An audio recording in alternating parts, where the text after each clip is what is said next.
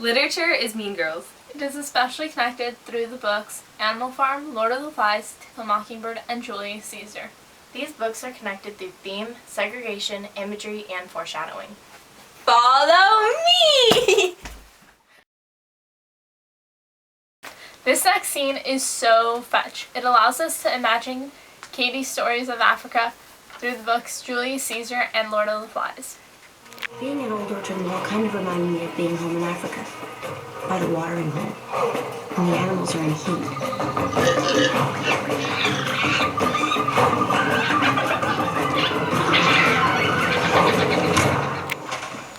Wasn't the scene you just saw so fetch? You could totally imagine the animals at the watering hole, just like you could imagine Ralph running through the forest being chased by Jack's savage tribe. In the Lord of the Flies, it says, "He shot forward, burst the thicket, was in the open, screaming, snarling, bloody. He swung the stake, and the savage tumbled over, but there were others coming towards him, crying out." This quote shows the intense imagery in Lord of the Flies. In Julius Caesar, during the omens, they use words like fires, beasts, monstrous, and ghosts. These came to Rome as instruments of fear and warning. These descriptive scenes in Lord of the Flies and Julius Caesar show... Oh my god.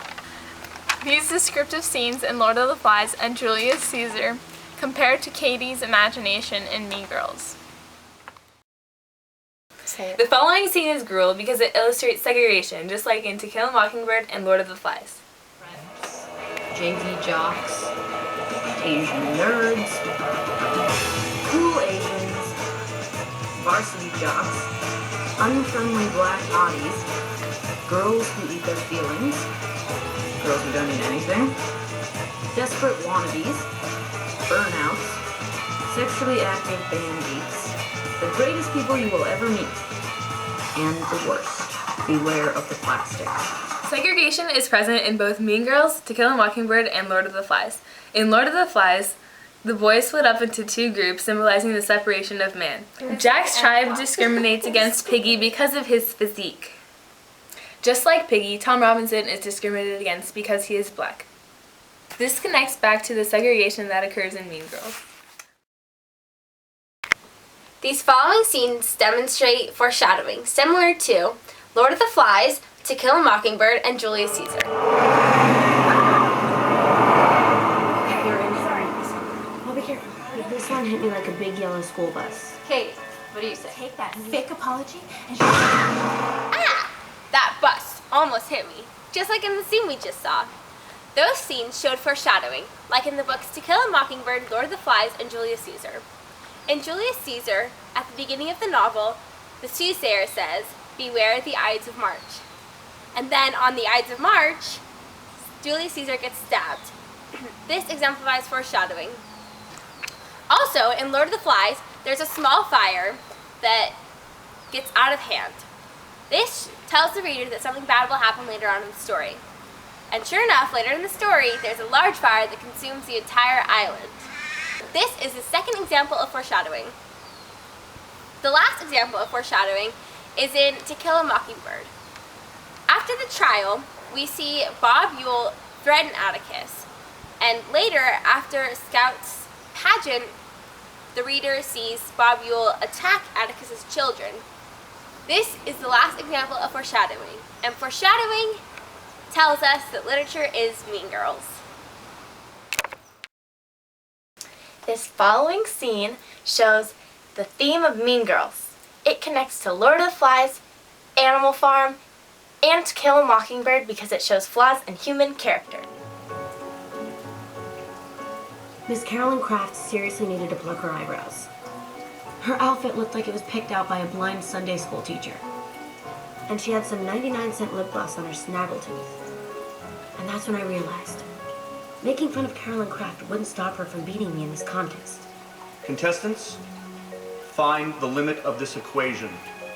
Calling somebody else fat won't make you any skinnier. Calling someone stupid doesn't make you any smarter. And ruining Regina George's life definitely didn't make me any happier. All you can do in life is try to solve the problem in front of you. Hi! The scene you just saw exemplifies the theme from Mean Girls. There's a 100% chance that To Kill a Mockingbird, Lord of the Flies, and Animal Farm all have similar themes where the character flaws are highlighted. In Lord of the Flies, the theme is that an absence of society leads to violence and corruption. In To Kill a Mockingbird, society plays a huge role in people's discrimination towards each other. Finally, in Animal Farm, ignorance is the main cause for people taking advantage of others. As you can see, Animal Farm, To Kill a Mockingbird, and Lord of the Flies all highlight human problems with human behavior, and that is why literature is Mean Girls. Whee! That was fun! That concludes our presentation on why literature is Mean Girls. It connects through Imagery and segregation. Foreshadowing and theme. Thank you! Why should Caesar get to stomp around like a giant while the rest of us try not to get smushed under his big feet? What's so great about Caesar? Brutus is just as cute as Caesar. Okay, Brutus is just as smart as Caesar. People totally like Brutus just as much as they like Caesar. And when did it become okay for one person to be the boss of everybody, huh? Because that's not what Rome is about. We should totally just